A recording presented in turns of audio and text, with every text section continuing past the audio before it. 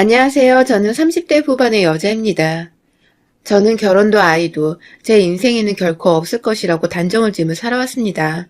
제가 너무 잘나서 비혼을 선언한 것이 아니고요. 저 혼자 벌어먹고 살기도 너무 벅차니까 결혼이며 아이며 무언가 제가 책임을 져야 하는 것들을 애초에 만들고 싶지 않다는 생각이었죠. 결혼을 하게 되면 남편뿐만 아니라 남편의 시댁과 친구 등등 그와 얽혀진 사람들과의 만남도 잦아질 테고, 그렇게 되면 그간 제가 사람을 사귀어왔던 것과는 다른 방식으로 평생 이혼을 하지 않는 이상은 어떻게든 관계를 잘 이어가야 할 텐데, 부조리하고 불합리한 소리를 가만히 듣고는 못 사는 제가 혹여나 시집살이를 어처구니 없이 당하게 되어도 참아야 하는 건 아닐까 싶어서 걱정도 되더라고요. 거기다 아이까지 낳고 산다고 생각을 하니 참, 한 번밖에 없는 인생을 이리 살아도 될까 싶었죠. 사실 저희 친정엄마가 시댁살이를 참 혹독하게 치르셨던 것도 제가 비혼을 선언한 것에 한 몫을 했습니다. 아주 어릴 적부터 할머니 집에 가면 식구들 다 밖에서 TV 보고 신난다고 떠들어대고 있는데 엄마 혼자 부엌에서 그 많은 사람들의 목까지 설거지를 하고 때 되면 과일까지 깎아오고 정말 어린 제 속이 문드러지더라고요.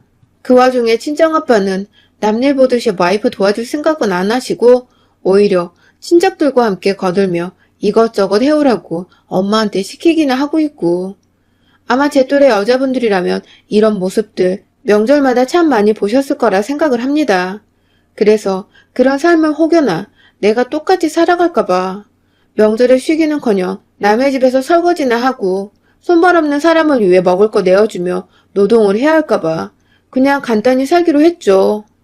혼자 살면서 명절엔 제대로 쉬고 주말엔 난류한 취미생활이나 하며 인생을 좀 즐겁고 아름답게 갖고 보자고 말입니다.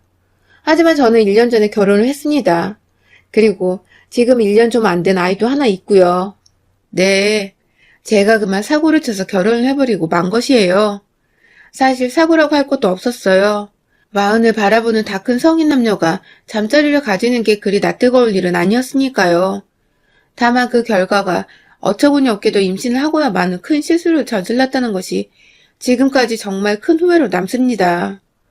아이를 보면 예뻐 죽겠고 어쩜 이리 작은데도 저를 꼭 닮았나 싶어서 벌써 제 분신같고 소중하지만 이 아이가 학교를 들어가고 성인이 될 때까지 좋게 20년이 남은 그 세월을 어찌 키워낼 수 있을까 싶어서 감당도 안 되고 벌써부터 머리가 지끈거리더군요. 아주 초반에는 아이를 낳고 나서는 저한테 모성애가 없나 싶을 정도로 그냥 아이가 미웠던 적이 있었습니다. 제 인생을 송두리째 바꿔놓은 장본인이었으니까요. 저는 돈 잘 번다는 대단한 전문직은 아니지만 당장에 제 밥벌이는 하고 살 수 있는 자격증을 가진 전문직 종사자입니다. 남편과 교제를 하던 당시에도 같은 대학 동기 3명과 함께 뭉쳐서 차린 사무실에서 법인 사업자로 일을 하며 오랫동안 수익도 원하는 만큼 내고 제 일에 자부심을 가지고 살던 여자였어요. 하지만 친정에 워낙 빚이 많이 남아 있어서 돈 버는 족족 부모님 빚을 갚아드리기 바빴고, 그렇게 살다 보니 30 후반이 되어도 제 수중에 모아놓은 돈은 그리 많지 않았습니다. 정말 저 하나 딱 먹고 살기에만 충분한 정도로 모아놨었죠. 그렇게 하루하루 일이 재밌고 앞으로 노후 걱정도 없으니 당장에 큰 돈 걱정이 없이 살며 그냥 그렇게 사는 게 너무 만족스럽고 안정적이었습니다. 여기서 아무런 변화가 일어나지 않길 바라는 마음으로 내일만 열심히 하며 살자고 다짐했는데 인연인지 악연인 건지 지금의 남편을 만나게 되었어요. 남편은 제가 자주 가는 회사 근처에 한 일식당 셰프로 근무를 하던 사람이었습니다. 그 가게가 남편의 소유는 아니었고 사장은 따로 있었는데 일식집이다 보니 셰프가 무대 위의 군주처럼 참 커 보이곤 했죠. 제가 점심 때 밥 한 고기를 뚝딱 먹으면 배가 불러 더부룩하다며 잠도 오고 속이 불편해 일에 집중을 잘 못했어요. 그래서 종종 속이 좀 안 좋다 싶을 땐 아예 굶거나 일식집에 가서 조그만 덮밥이나 초밥 몇 개만 낱개로 주문해서 적게 먹곤 했는데요. 회사에 회를 못 먹는 친구가 있어서 일식집 갈 때는 저 혼자서만 꼭 찾아가곤 했죠. 일식집이 생긴 지 3년 동안 정말 갈 때마다 매번 혼자서 쥐똥만한 초밥 몇 개만 먹고 가곤 했어요. 그런데 그게 남편 눈에는 참 신기하고 애처로워 보였나 봐요. 다들 점심이라고 회사 다니는 사람들이 삼삼오오에 모여서 밥 먹는데 저는 매번 혼자 와서 제대로 먹지도 못하는 것 같으니 아파 보이기도 했겠죠. 처음엔 자기도 여자친구가 있어서 관심이 없었다가 싱글이 된 후로 본격적으로 절 마음에 들어 했다는 남편은 그렇게 혼자 저를 멀찌감치서 보며 지내오다가 결혼을 하기 딱 5개월 전에 처음으로 제게 고백을 했습니다. 막 대단하고 멋있는 고백은 아니었어요. 그냥 저는 조금 먹고 빨리 일하러 가고 싶은데 자꾸만 초밥 몇 개를 공짜로 더 준다거나 별로 시킨 것도 없는데 서비스라고 우동이나 디저트를 주질 않나. 뭔가 자꾸만 식사를 하러 갈 때마다 저한테 쥐어주는 게 많다 보니 저도 어느 순간 서비스를 주시는 셰프를 확인하게 되었어요. 상당히 호감 가는 외모에 셰프 옷을 입은 프로정신이 넘치는 전문가스러운 모습까지 보면 볼수록 사람이 참 괜찮더라고요. 30 초반 이후 제대로 된 연애는 없다시피 했던 저는 그렇게 한동안 이 사람이 날 좋아하는 것 같다며 민망하고 부끄러워 일식집을 제대로 가지 못했고 그러다 정말 오랜만에 다시 일식집을 찾았다가 식사를 마치고 나가는 저는 뒤따라온 남편의 고백으로 번호를 처음 따이게 되었습니다. 당시 남편은 제가 식당에 한동안 오질 않아 불안했다며 내내 기다렸다고 떨리는 손으로 핸드폰을 제게 건넸어요. 풋풋한 그 사람의 모습은 나이가 들었어도 여자였던 제 마음을 흔들기에 충분했고 결혼을 하겠다는 마음은 여전히 없었지만 진짜 진득히 좋아하는 연애는 해봐야겠다는 생각을 들게 만들었죠. 연인이라면 언젠가 헤어질 테니 이왕 인연이 된 김에 잘 지내보자고 말이죠. 남편은 저보다 3살 아래의 연하남이었습니다. 나이 어린 애인을 처음 만나봤는데 역시 나이는 숫자에 불과하단 말이 딱 맞더군요. 생각이 깊고 배려심이 많은 게 어쩔 땐 저보다 오빠 같기도 했고 집안에서 장남이라더니 그래서인지 사람이 제 나이보다 훨 철이 든 것도 같았습니다. 제가 냄새에 민감해서 술, 담배를 멀리하는데 자기 건강 챙긴다고 알아서 보면 해롭다는 거 멀리할 줄도 알고 짧은 기간이었지만 둘이서 참 많은 대화를 하곤 했는데 상식도 꽤 풍부하고 직업과 다른 분야에서의 지식도 두루두루 갖추고 있는 게 참 존경스럽고 배울 점이 많더라고요. 내심 이 사람과 연애만 하다 헤어지기엔 아깝다는 생각도 어쩌다 들곤 했지만 결혼해서 달라졌다는 친구의 남편 얘기 그리고 제가 보며 자란 시집살이의 끔찍한 모습들까지 정신 차릴 일들을 되새겨보며 결혼만큼은 절대 안 하겠다고 마음을 다잡곤 했습니다. 그러다가 정말 한순간의 실수로 저희가 애고도 없는 결혼 준비를 하게 되었습니다. 둘 다 술을 멀리하지만 남편은 알고 보니 자주만 안 마셨을 뿐이지 한번 마시기 시작하면 술주정을 보지 못할 정도로 끝까지 잘 마시는 사람이었습니다. 그러니 술을 입에만 대도 얼굴이 시뻘개지고 곧 잠이 솔솔 오는 저는 남편이 얼마나 술을 잘 마시는 사람인지 술주정이 무엇인지 알 턱이 없었죠. 그날도 정말 평범하게 둘이서 데이트를 잘 하고 헤어지려는데 남편이 저를 끝까지 붙잡고 조금 더 함께 있고 싶다면서 근처에 있는 새로 생긴 와인바를 추천해줬어요. 우리 둘 다 술 마시는 거 싫어하니까 그냥 분위기 좋은 곳에서 도수는 제일 낮은 거 시키고 안주만 왕창 먹고 오자고 순진하게 웃던 남편의 태도에 제가 그만 홀라당 넘어가 버리고 만 것이었습니다. 막상 와인바에 도착을 해서는 본인이 잘 안다며 술을 주문했는데 도수가 낮기는커녕 마시자마자 머리가 띵한 것이 제가 그만 한 잔만 마셔놓고는 어질어질한 상태가 되고야 말았어요. 술김에 아니면 제가 몸을 못 가눠서인지 남편은 혼자 사는 저의 자취방 문을 잘도 열고 들어와서는 저를 침대에 눕히곤 그냥 나가질 않았습니다. 술김에 저도 가까이 있던 남편 모습에 흥분이 되었고 저는 그렇게 취한 몸을 그저 남편에게 맡긴 뒤 하룻밤을 보냈죠. 그 상태로 잠자리를 가졌으니 피임을 제대로 했을 리는 만무했고 그 바람에 결국 저는 아이를 가져버리고 말았습니다. 정말 청천벽력 같은 소식이었죠. 결혼에 대해 무지했고 아이에 대한 아무런 준비도 없던 상태에서 임신을 해버리니 겁부터 덜컥 나더라고요. 그리고는 정말 한순간에 아이로 인해서 결혼에 대한 저의 결심이 송두리째 바뀌었습니다. 절대로 이 아이를 혼자선 키우지 않겠다는 생각으로 먼저 남편에게 결혼을 하자고 청혼을 했어요. 아이가 생겼다는 말에 놀라지도 않던 남편은 왠지 그날 임신이 될 것만 같았다며 별 그지 같은 방법으로 저를 달래며 결혼에 승낙을 했고요. 뭐가 맞게 돌아가고 있는 건지 확신이 들지 않았지만 그래도 결혼을 안 한 처녀가 혼자서 애 낳고 사는 꼴보다는 좋게 봤던 남편과 결혼을 해서 그냥 평범하게 제가 그간 거부해왔던 정말 그 평범한 삶을 살아보는 게 낫겠더라고요. 시도도 안 해봐서 결혼을 욕할 순 없다며 뒤늦게야 저에게 타당한 혼자만의 이유를 제시해보다가 결국 결혼을 하는 게 더 낫다는 혼자만의 결론을 내려버리고 만 것입니다. 그런데요, 갑작스레한 결혼이니 위험 부담이 크다는 걸 제가 간과했습니다. 아주 제대로 말입니다. 남들은 연애 때부터 몇 번이나 재이고 따지고를 서로 반복하다가 마땅한 신랑감을 찾는다는데 저는 그럴 만한 과정도 없었잖아요. 그렇게 치를 떨어하던 시집살이를 안 당하려고 결혼을 안 하고 있었던 건데 정작 아이가 생겼다는 이유로 상대 시부모님이 어떤 사람들인지를 파악도 안 한 채 결혼을 한 것입니다. 혹시나 했는데 장남이라는 남편은 정말 효자더라고요. 효자가 절대 나쁘다는 게 아닙니다. 자기 낳아주신 부모님은 끝까지 책임지고 잘 모시는 게 도리니까요. 하지만 연애 때는 한 번도 본 적 없던 남편의 갑작스런 효자 코스프레가 절 너무 힘들고 지치게 만들었습니다. 그 효자 코스프레를 저한테까지 강요를 하고 압박을 주니 더욱 문제가 커져갔어요. 결혼하고 일주일도 안 되어 남편이 제게 그러더군요.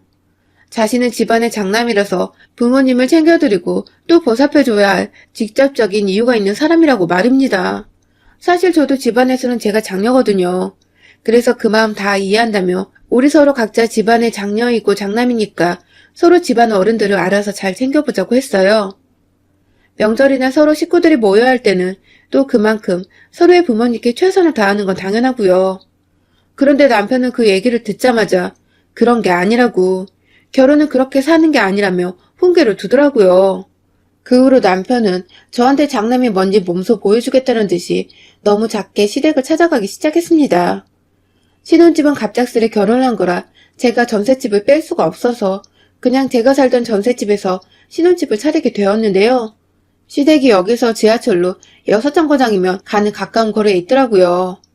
연애할 땐 집엔 발해대주면서 단 한 번도 자기 집이 이 근처라고 말한 적이 없던 남편은 제 전셋집으로 살러 들어온 후에 매일같이 집이 가까워서 너무 좋다며 처음부터 이 집에서 신혼집을 차리고 싶었다며 무척이나 마음에 들어했습니다. 그리고는 가깝다며 일주일에 못해도 3번은, 그것도 평일 저녁 2번과 주말 1번을 끼고는 퇴근은 혼자도 아닌 아이와 저를 데리고 자꾸만 시댁을 가곤 했죠. 다행히 저나 남편이나 자가용이 있어서 차를 타고 빠르게 도착하긴 했지만 제겐 시댁 가는 길이 늘 천리 만리였죠. 사실 지하철 6정거장도 자리 못 잡으면 지하철에서 한참 서 있어야 하고 계단이며 엘리베이터로 이동하고 집 앞까지 찾아가는데 시간과 노력이 정말 많이 소요됩니다. 그리고 제가 노는 사람도 아니고 막달까지 사무실을 나가며 일하다가 애 낳으면서 겨우 3달 정도 쉬고는 곧장 다시 출근하고 있는 사람인데 퇴근 후 제대로 휴식도 취하지 못하게 자꾸만 시댁에 들락날락하게 하는 남편이 정말 너무 얄밉더라고요.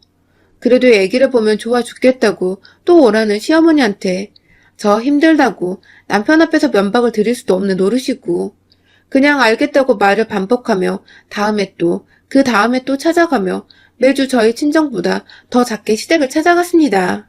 결혼 전에는 저희 부모님의 생신을 먼저 물어보고 연애 중이었는데도 선물까지 준비해주던 다정하고 정 많던 사람은 어디로 가고 완전히 자기 집 밖에 모르는 사람이 되어 있더라고요.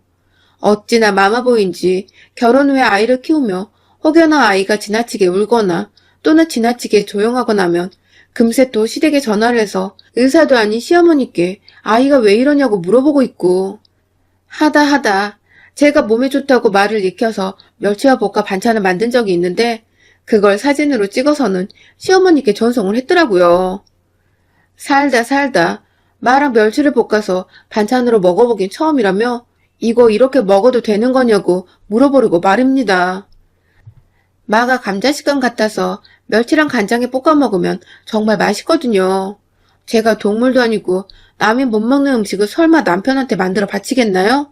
못 먹게 해서만 입 싹 닫고 지가 반찬을 해먹으면 될 것이고 똑같은 직장인인데 반찬 투정할 시간에 밥 차리는 걸 조금이라도 도와주면 뭐라 말은 안 하겠는데 이 사람은 살림살이에 손을 떼고 어쩌다 아이가 울고 보채면 데려가 아이만을 돌보며 여전히 밥 차리고 빨래하고 또 장보고 음식물 쓰레기를 버리는 것까지 다 제가 도맡아 했습니다. 어처구니가 없는 결혼 생활을 하고 있는데 저는 그걸 뻔히 다 알면서도 애 때문에 계속 참고 넘기기를 반복했죠. 이 짓이 싫어서 결혼을 하고 싶지 않았고 아이를 낳기도 싫었던 건데 졸지에 결혼과 육아를 동시에 하면서 혼자 너무 힘들어하고 있었습니다. 그렇게 빡센 결혼 생활을 1년 정도 지속했습니다. 일주일에 못해도 3번 정도 퇴근 후 찾던 시댁은 제가 너무 힘들어서 못 가겠다고 여러 번 인상을 쓰고 얘기를 하니 남편이 혼자 토라져서 시댁을 찾아가며 그러면서 저는 더 이상 시댁을 남편 따라 가지 않아도 되었어요. 다만 시댁을 나서는 길엔 꼭 저를 천하의 나쁜 며느리로 쳐다보며 나가는 남편의 표정 때문에 늘 속이 편치 않았고 결국 평화로운 가정을 위해서라며 저 스스로를 겨우 달래고 자존심을 구긴 채 남편에게 먼저 이번에 시댁에 같이 가자고 말을 꺼냈어요. 거의 2달 정도 만이었던 것 같아요.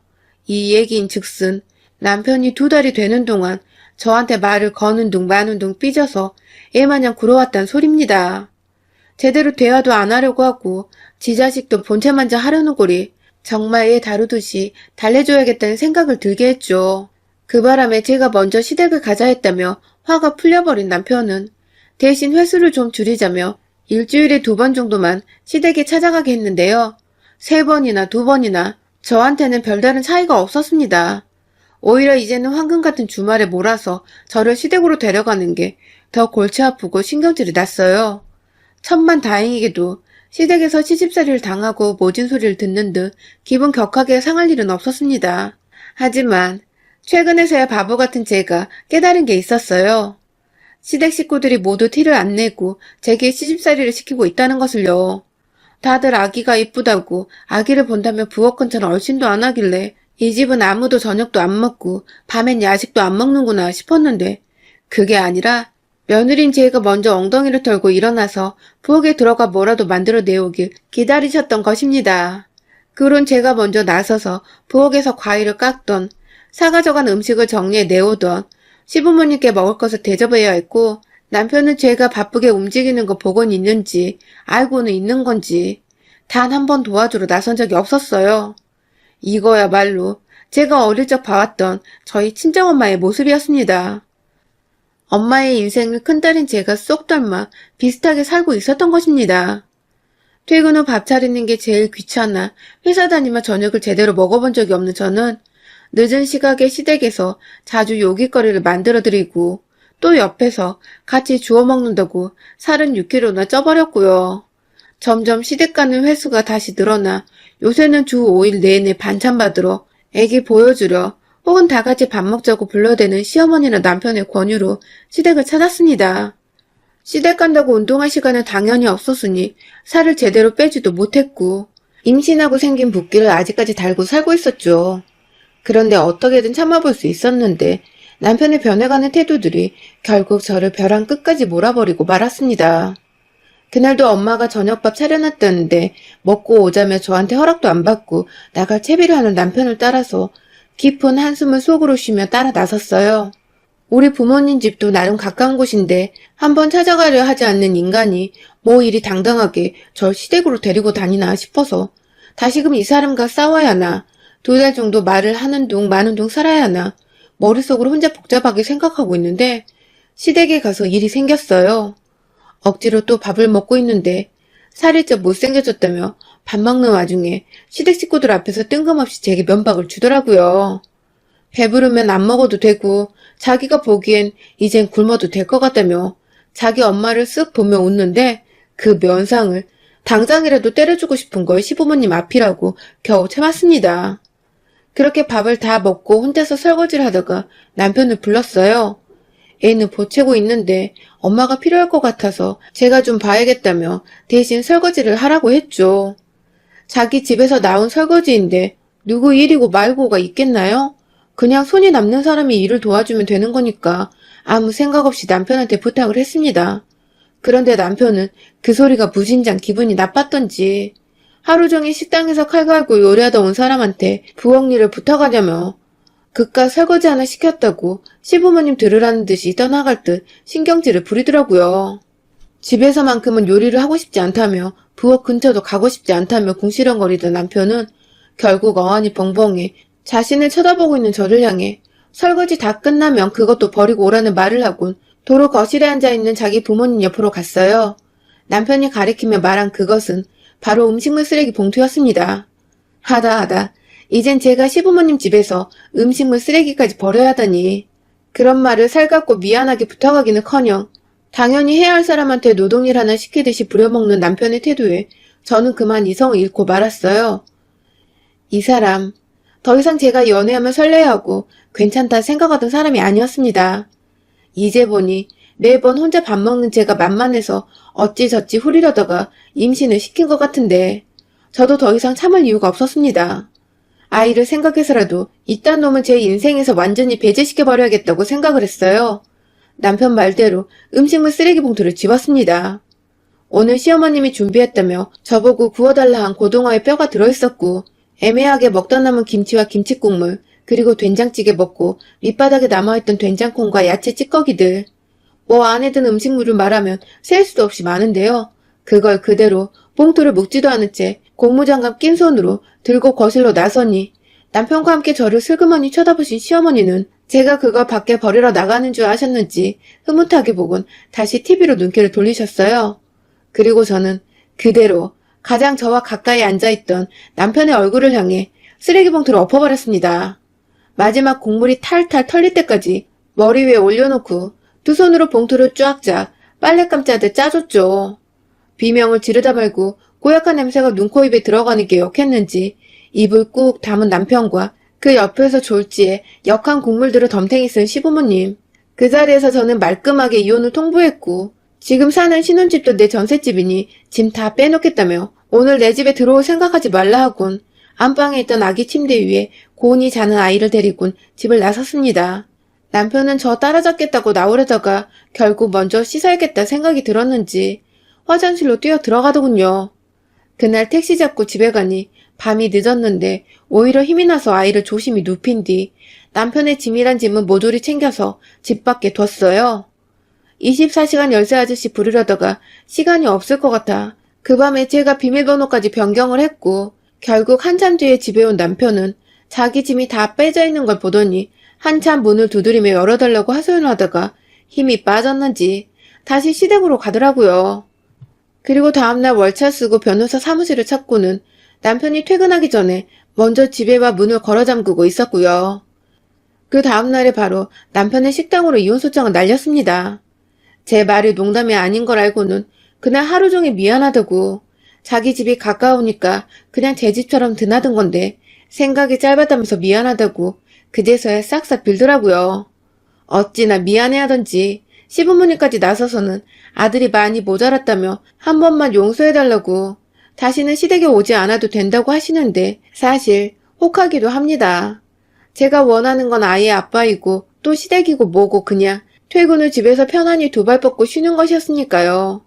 저도 애엄마로 사는 게 처음이라 어찌 결단을 내려야 할지 불안함이 없잖아 있는데 남편과 시댁까지 나서서 일이 저자세로 나오니 앞으로 몇 주간이라도 더 남편이 얼마나 저한테 진심으로 사과를 하고 싹싹 비는지를 좀 더 보고서 남편과 앞으로의 결혼 생활에 대해 추가 협상을 좀 해봐야 할 것 같습니다. 아직 결혼 1년 차니 이왕 이렇게 된 거 기회를 한 번 더 주고 만약 제 몸뚱이에 마음까지 힘들게 하면 그땐 진짜 음식 쓰레기 봉투가 아닌 가장 큰 쓰레기 봉투에 쓰레기란 쓰레기는 다 담아서 남편에게 뿌려버릴 거예요. 여러분의 생각은 댓글로 남겨주세요. 오늘도 시청해주셔서 정말 감사합니다.